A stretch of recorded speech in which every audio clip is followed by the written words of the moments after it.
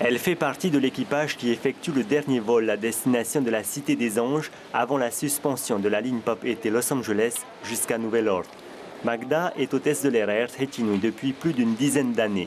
2 heures avant le décollage, elle retrouve ses collègues en salle de briefing.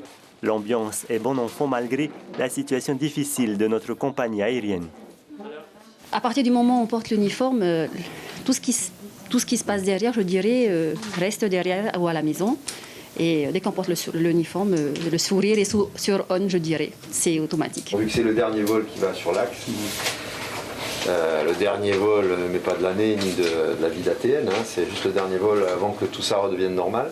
Ce soir, l'avion n'est rempli qu'au tiers de sa capacité, à peine de quoi couvrir les charges variables. Le personnel navigant en est bien conscient. La compagnie Otiare traverse une forte zone de turbulence. C'est sûr que c'est un peu triste de voler avec les remplissages qu'on a actuellement, mais on reste, on est la compagnie, à mon avis, qui est le plus,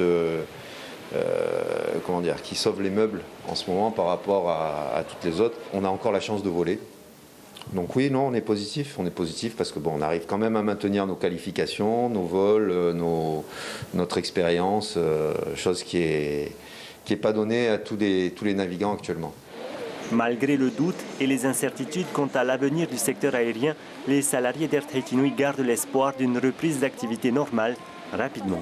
On s'appelle sur Messenger, viens dire maman. C'est vrai qu'on est beaucoup plus près de la famille. D'ailleurs, ma petite, elle est heureuse que je sois à la maison, forcément. C'est le côté positif, malgré la crise que nous passons actuellement.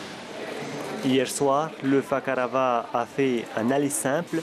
Une fois ses passagers débarqués, il rejoindra un stationnement dans le désert californien le temps de la crise.